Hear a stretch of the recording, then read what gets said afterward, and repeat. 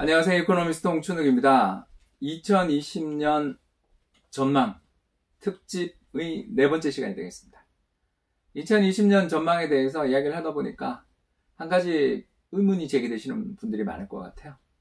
야, 경제가 좋아진다, 또는 돈을 많이 풀어서 회복된다, 좋은데 위험 요인은 없나? 하도 많은 악재에 시달리다 보니까 금융시장에 존재하는 각종 리스크에 민감해지는 건 어쩔 수가 없는 것 같습니다. 그래서 이번 시간에는 2020년 금융시장에 내재되어 있는 위험 요인에 대해서 살펴보는 시간을 갖고자 합니다.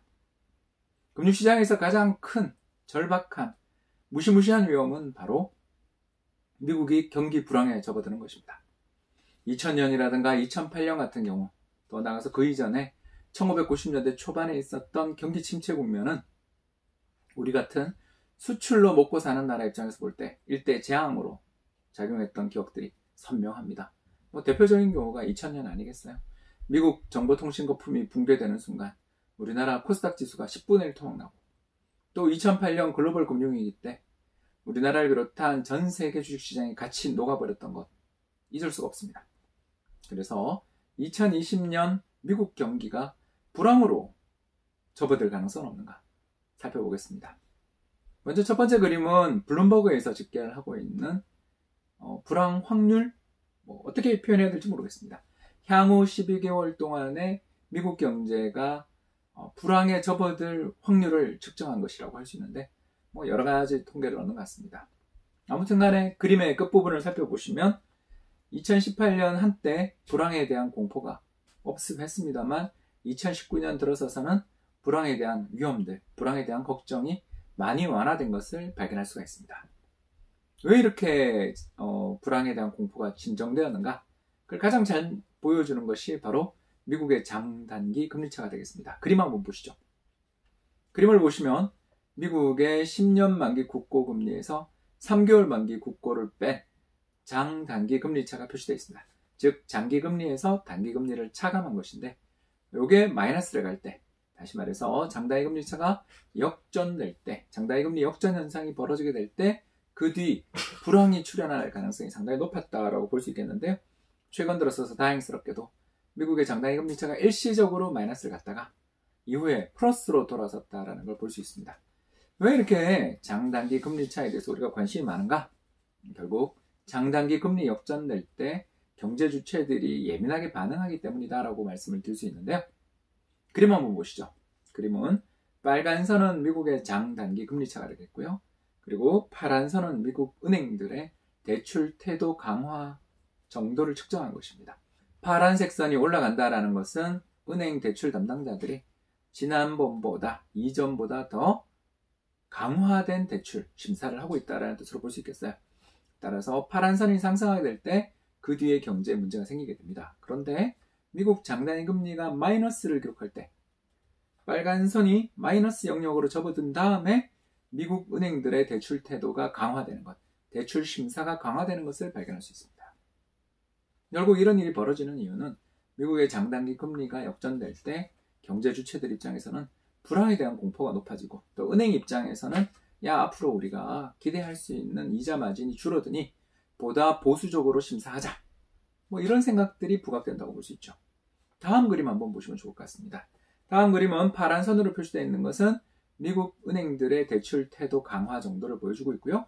파란 선이 상승하고 난 다음에 상당히 대출이 줄어들게 됩니다. 실제로 빨간 선은 미국의 은행들의 대출 증가율인데, 실제로 파란 선이 쭉 상승하고 대출 태도 지수가 강화된 다음에 그 뒤에 은행의 대출이 급격히 감소하는 것을 발견할 수가 있죠.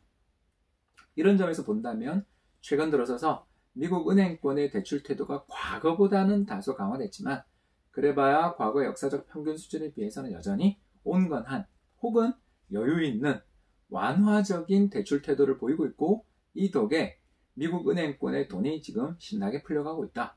그리고 이 유동성이 최근 미국의 부동산 시장에 집중적으로 유입되며 부동산 경기도 좋아지고 있더라라고 볼 수 있겠습니다. 따라서 미국 불황의 리스크들은 배제할 수는 없다. 그러나 높다고 말하기는 어렵다. 이런 이야기를 드릴 수가 있겠고요. 또 하나 글로벌 경제 2020년 위험 요인이 하나 더 있죠. 그것은 바로 중국의 부채 문제가 되겠습니다. 그림 한번 보시죠. 그림은 전 세계 주요국의 GDP 대비 부채의 비율을 살펴보고 있는데 중국이 세계에서 가장 부채 비율이 높은 나라 중에 하나다라는 걸 알 수 있습니다. 한국이나 미국보다 중국 부채 비율이 더 높죠. 한국은 97년에 외환위기를 겪었던 게 높은 기업들의 부채 때문에 겪었던 일이니 상대적으로 다른 나라보다 부채가 많은 나라에 속하고요. 미국 같은 경우는 2008년 글로벌 금융위기 이후에 은행권 구조조정하고 공적 자금 투입하느라고 그때 부채 비율이 크게 급증했었습니다만 이 모든 나라들, 한국과 미국을 넘어서는 정도로 부채 비율이 높은 나라가 중국이 되겠다는 이야기가 되겠습니다. 그래서 중국에 대한 관심이 높아져 있는데 한 가지 신기하죠. 예, 최근 들어서서 국가 전체로 볼 때 중국의 부채 비율은 오히려 줄어들고 있습니다. 왜 이런 일이 벌어졌는가? 다음 그림을 보시죠. 다음 그림은 중국의 국가 부채 비율을 정부, 기업, 가계 이 세 주체로 나누어서 살펴본 것인데 그동안 중국의 부채 증가를 주도하던 기업 부문의 부채 증가세가 최근 둔화된 것을 발견할 수 있습니다. 물론 경기를 부양하기 위해 중국 정부가 열심히 돈을 쓰면서 중국 정부의 부채 비율은 상승하고 있습니다만 원체 건전한 편에 속하기 때문에 중국 경제 전체에서 기업 쪽의 구조조정을 정부와 민간의 지출로 상쇄시켜 나가고 있는 흐름이다라고 볼 수 있겠습니다. 이게 너무 급하게 진행돼도 위기가 생길 수 있기 때문에 현재 수준 그대로 중국의 기업 부채가 완만하게 줄어드는 모습이 진행된다면 몇 년만 지난다면 기원이죠. 희망입니다. 몇 년만 이런 흐름이 이어진다면 중국 부채 문제는 좀 완화되지 않을까, 걱정을 덜 해도 되지 않을까 싶은 상황이다. 이렇게 말씀드릴 수 있겠습니다. 어떻습니까? 미국과 중국이라는 G2 경제에 자리 잡고 있는 내재된 불안 요인에 대해서 살펴보았는데 의문점이 풀리셨는지 모르겠습니다. 이상으로 4차례에 걸친 특집을 마무리하고 이제 다시 제 유튜브는 일상으로 돌아가서 재미있는 여러 이슈들을 다양하게 다뤄볼 것을 약속드리며 이만 방송을 마치겠습니다. 시청해주셔서 감사합니다.